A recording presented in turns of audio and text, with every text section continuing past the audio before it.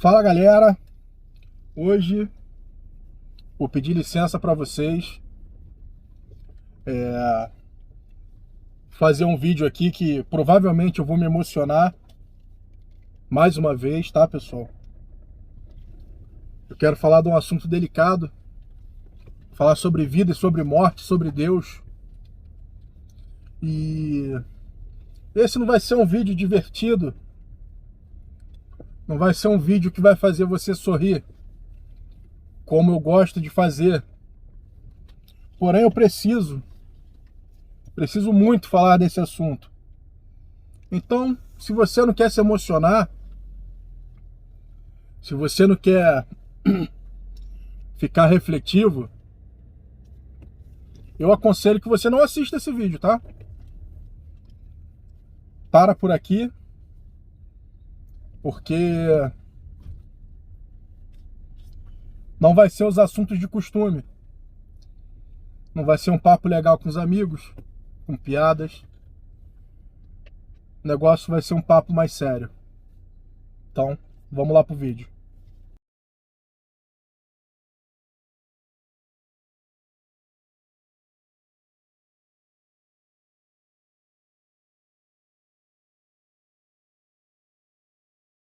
Pessoal, essa semana um amigo conseguiu arrendar uma casa aqui, um apartamento. Não é um amigo da empresa, é um amigo da minha vida, que já estava aqui em Portugal. E essa casa estava totalmente mobiliada ainda. Não só mobiliada, com todos os pertences do antigo morador.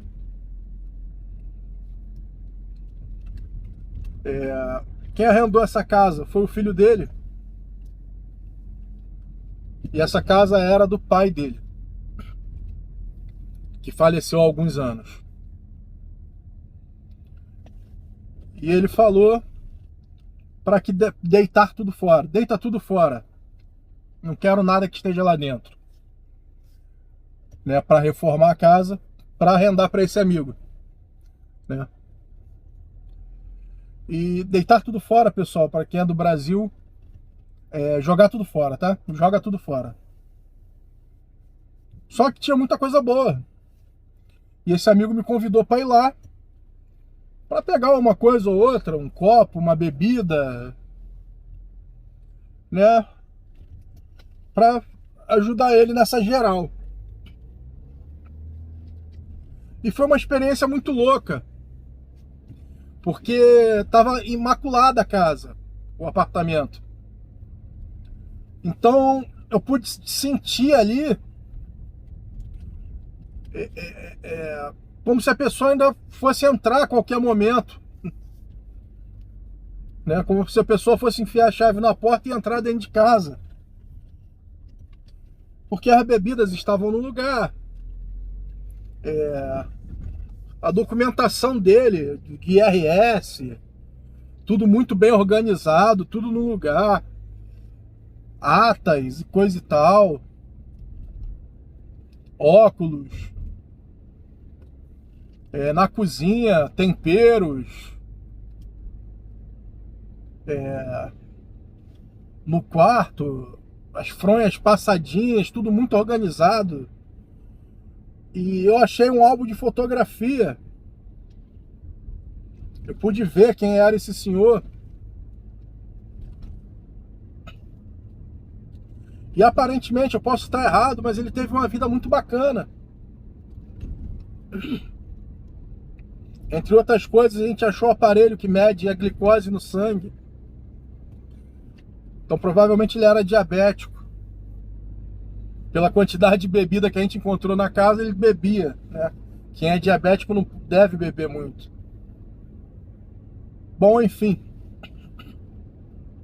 Esse senhor parece que teve uma vida plena. Parece que a vida dele foi muito bacana. E teve o seu encerramento. Eu costumo dizer, morreu na arena, né? Na arena como se fosse um gladiador. Aproveitou a vida, encerrou a vida ali em plena atividade, porque Não parece que ele teve aquele triste fim de hospital, né? Porque a casa dele estava muito, muito intocada, como se ele tivesse acabado de sair. Apesar das coisas já estarem datadas, assim, né? Com aparência mais antiga.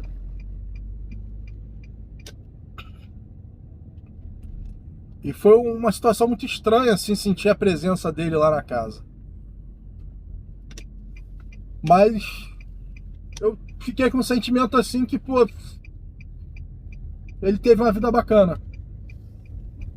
Que ele viveu o que tinha para viver e partiu na hora certa. E hoje, eu tive uma experiência muito pior agora. Já deu nó na garganta, desculpa. Bem provável que eu vá me emocionar. Vou tentar segurar aqui o choro. Vocês falam que eu sou chorão, né? Sou mesmo. Mas eu quero falar de um amigo. Um grande amigo meu. Lá do Rio de Janeiro. David Forestini.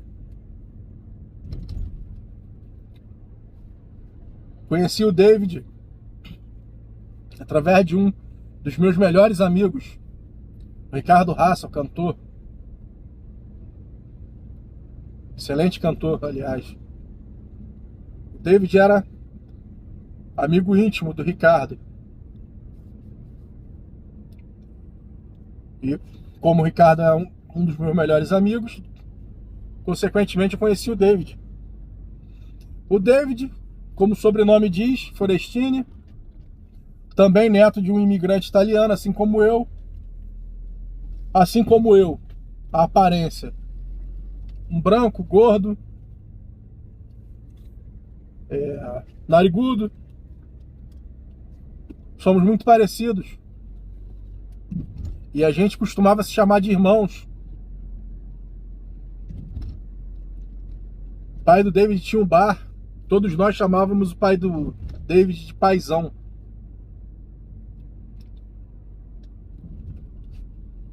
E o David tinha uma família muito bacana, cara. Muito feliz. Admirável. O David era casado com a Luciana na época que eu conheci ele. Tinha um filho pequeno chamado Guilherme. Quase da mesma idade do meu filho, o mais velho, o Anderson. Acho que o Guilherme tinha 2 anos ou 1 ano a menos que o Anderson.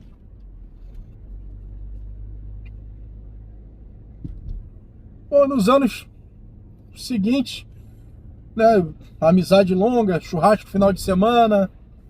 E o David era motorista de caminhão, eu já era motorista de ônibus. O David decidiu investir. Na época não existia Uber ainda. E ele resolveu fazer uma cooperativa de transporte executivo, né? Que foi muito bem sucedida. A Luciana engravidou. Tiveram mais um filho, Nicolas.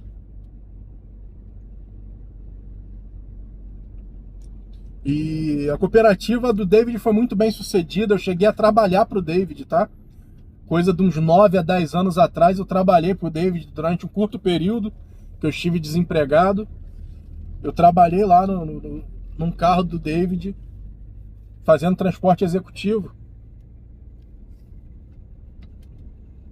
E o empreendimento do David foi muito bem sucedido. Ele tinha uma vida admirável demais, seus 2 filhos, sua esposa, um negócio próspero. Porém, a chegada da Uber, né, não só com a cooperativa de transporte executivo dele, como todas no Rio de Janeiro, tiveram seu fim com a chegada da Uber. Não tinha como competir. A Uber pratica preços irrisórios, né? Então,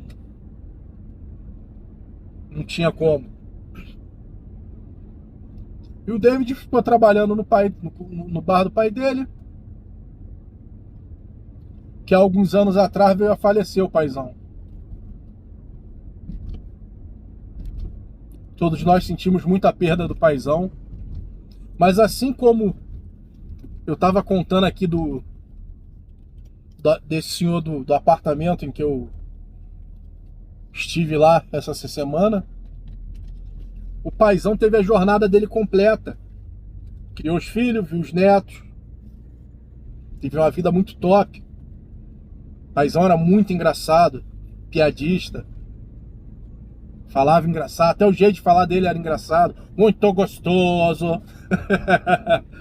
Saudade, deixou saudade.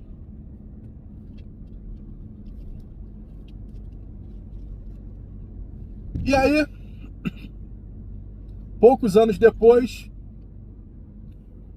o David teve mais uma perda. Todos nós tivemos. A Luciana nos deixou, esposa do David, mãe dos 2 filhos dele.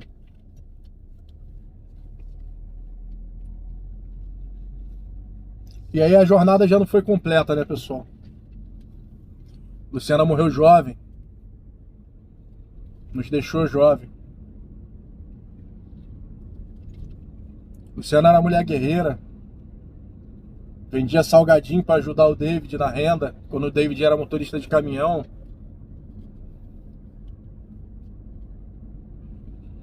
Administrou lá a cooperativa junto com o David. Era responsável do sucesso da cooperativa, assim como ele. E nos deixou cedo demais. Bom, e hoje de manhã eu tive a terrível notícia, pessoal.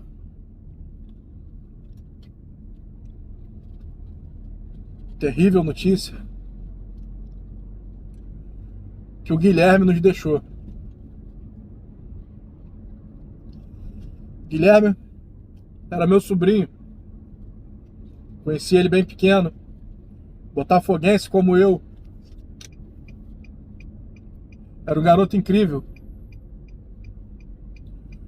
Nunca negou nada pra ninguém. Nunca ouvi Guilherme dizer um não. Nunca vi Guilherme brigar com ninguém.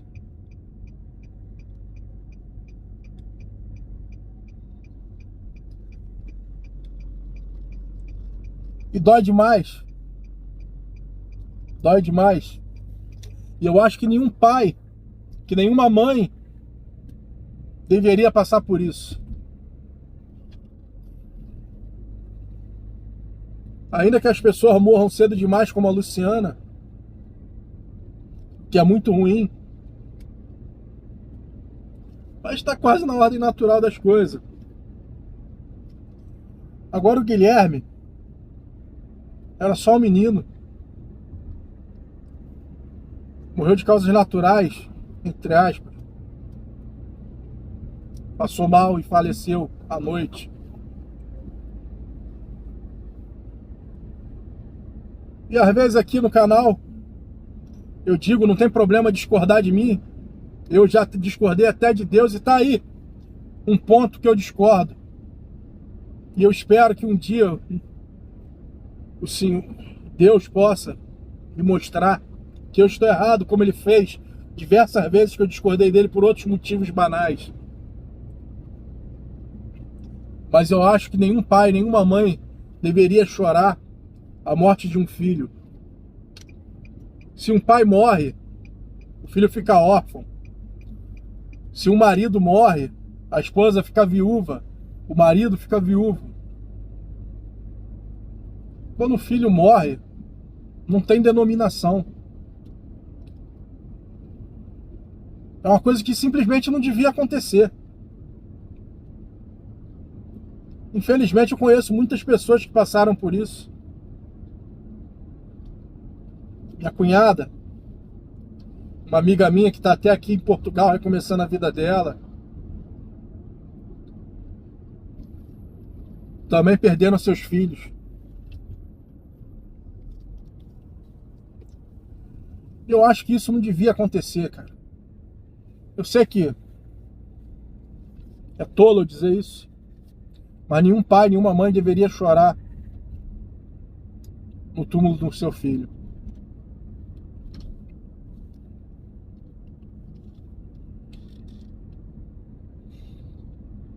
Tenho certeza que Guilherme está com Deus essa hora. Que Papai do Céu conforte o David.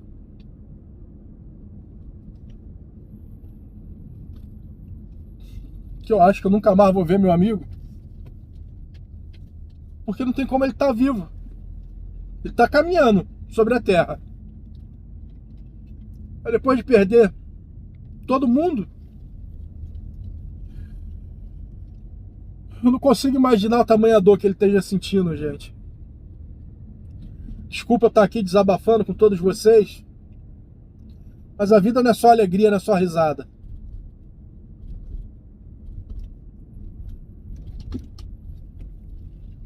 Bom, é isso. Vou encerrar por aqui. Que Papai do Céu abençoe todos nós. E que um dia eu possa entender. Que um dia eu tenha esse discernimento. Por que que essas coisas acontecem? Por que que um pai chora sobre o túmulo de um filho? Espero nunca passar por isso. Eu tenho 3 filhos de sangue. Mas tem inúmeros outros filhos daqui, do coração. Pessoas que eu amo. Realmente, como se fosse um filho meu. Eu não vou ficar falando os nomes, porque não vou conseguir lembrar de todos nesse momento. São muitos. E eu os amo. E espero, sinceramente, que Deus possa me levar antes de que qualquer um deles. A hora de todo mundo chega, mas espero sinceramente que a minha chegue primeiro. Que eu não tenha que chorar a perda de nenhum dos meus filhos. Forte abraço, fiquem com Deus. Até a próxima. Dizem que o tempo cura. A vida é feita de alegrias, tristezas, vitórias, fracassos, acertos, erros. O Guilherme não teve tempo.